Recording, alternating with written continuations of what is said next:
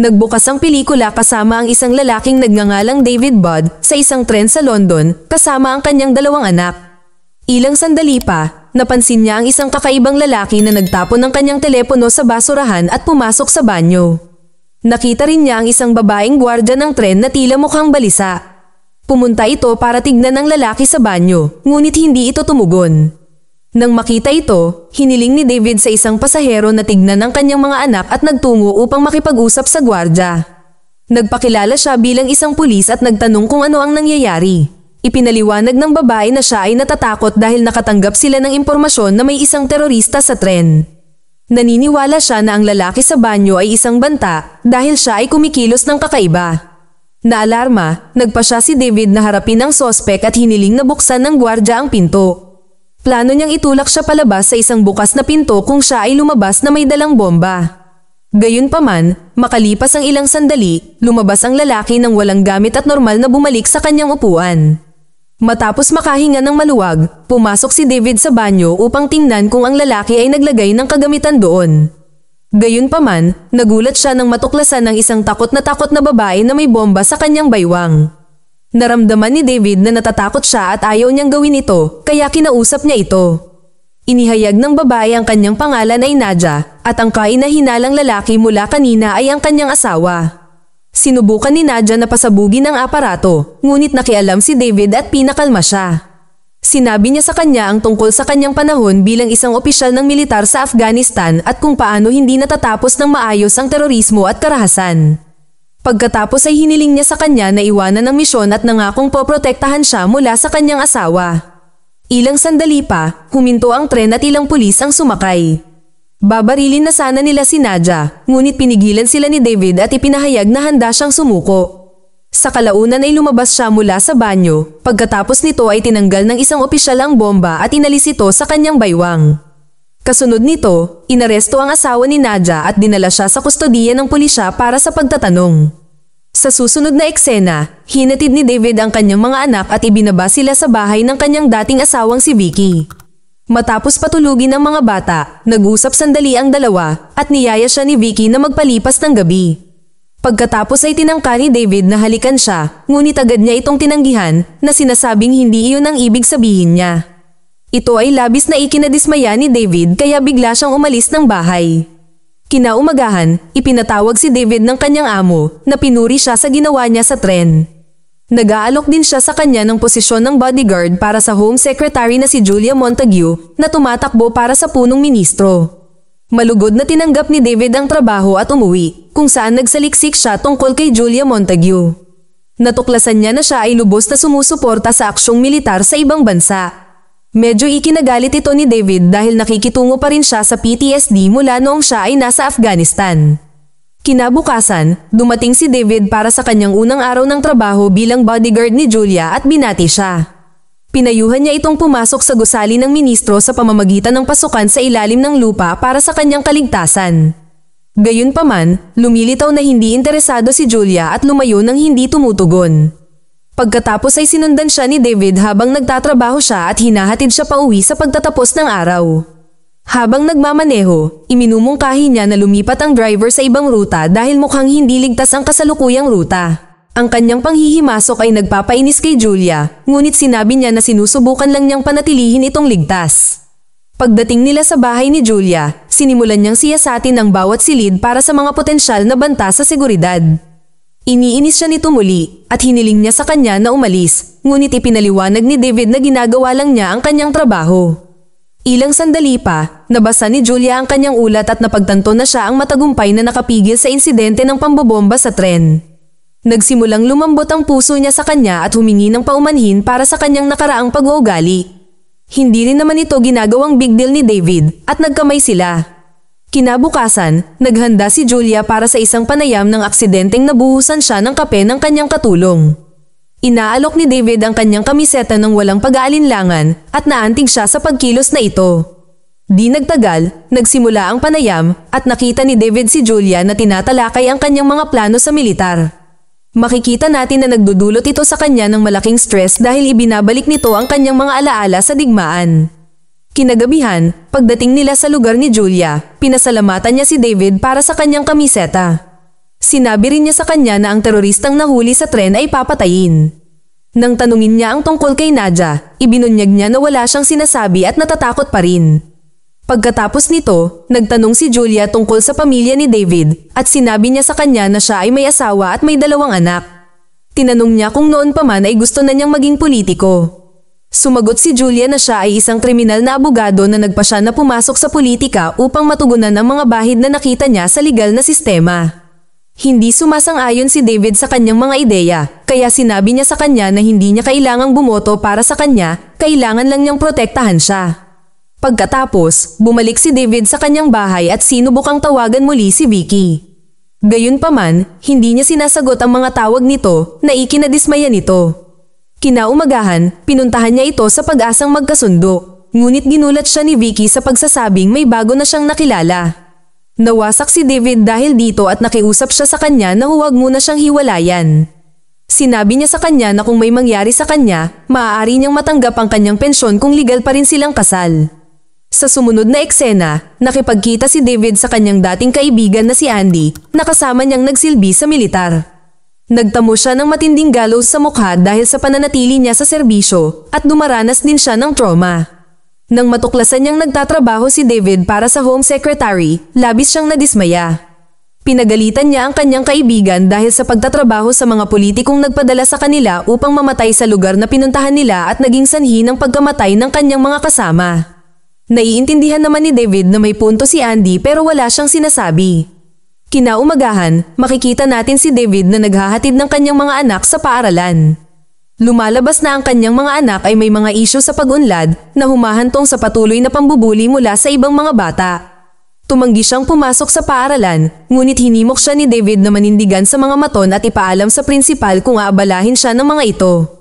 Nang walang ibang pagpipilian, ang bata ay nag-atubili na pumasok sa loob. Nang maglaon, papunta na sa trabaho sina Julia at David nang makatanggap siya ng paulit-ulit na tawag mula sa dati niyang asawa. Sa una, hindi niya ito pinapansin, ngunit nang patuloy na dumarating ang mga tawag, hiniling sa kanya ni Julia na sagutin ang mga ito. Pagkatapos ay ipinaalam sa kanya ni Vicky na ang espesyal na paaralan na kanilang inaplayan para sa kanilang anak ay walang pwesto para sa kanya. Galit na galit siya, ngunit ipinangako ni David na makakahanap sila ng isa pang espesyal na paaralan para sa kanya. Pagkatapos ay sinabi niyang nasa trabaho siya at ibinaba ang tawag. Pagdating nila sa kanilang destinasyon, humingi siya ng paumanhin kay Julia para sa mga personal na tawag sa telepono, ngunit tila wala itong pakialam. Nang maglaon sa opisina, nakipagkita si Julia sa isang lalaki na nagpaalam sa kanya tungkol sa isang potensyal na pag-atake ng terorista sa isang paaralan. Sinabi sa kanya ng lalaki na ito ang parehong paaralan na pinapasukan ng mga anak ni David na ikinagulat niya. Hinala nila na ang operasyong ito ay paghihiganti sa pagsisikap ni David na pigilan ang pag-atake ng terorista sa tren. Gayunpaman, nagpa siya silang huwag ipaalam sa paaralan, sa halip ay higpitan ng seguridad upang maiwasan ang panik sa mga tao.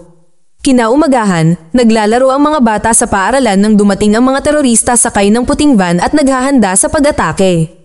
Nang makita ito, mabilis na dinala ng isang guro ang mga bata sa loob at dumating ang isang van ng pulis sa harap ng paaralan upang pigilan ang mga terorista. Pagkatapos ay binaril nila ang mga masasamang tao na naging sanhi ng pag-crash ng kanilang truck. Lumilitaw na patay na sila, kaya isang opisyal ang lumapit sa truck upang kumpirmahin. Sa kasamaang palad, isa sa mga terorista ay buhay pa at mabilis niyang pinasabog ang bomba. Dahil dito, sumabog ang sasakyan na ikinamatay ng 3 opisyal sa proseso. Nang maglaon, nang malaman ni David ang pag-atake, agad niyang tinawagan si Vicky at nabuhayan siya ng loob nang marinig na ligtas ang kanilang mga anak. Pagkatapos ay ipinatawag siya ng kanyang amo na nagpaalam sa kanya na ang pagkilos na ito ay maaaring paghihiganti para sa insidente ng tren. Dahil dito, ang kanyang asawa at mga anak ay inilipat sa isang binabantayang silungan kung sakaling atakihin sa hinaharap. Ito ay nagpapasaya kay David ngunit pagkatapos ay ginulat siya ng kanyang amo sa pamamagitan ng pagsisiwalat na siya ay hihinto sa kanyang mga tungkulin bilang bodyguard ni Julia at itatalaga ngayon sa isang desk job.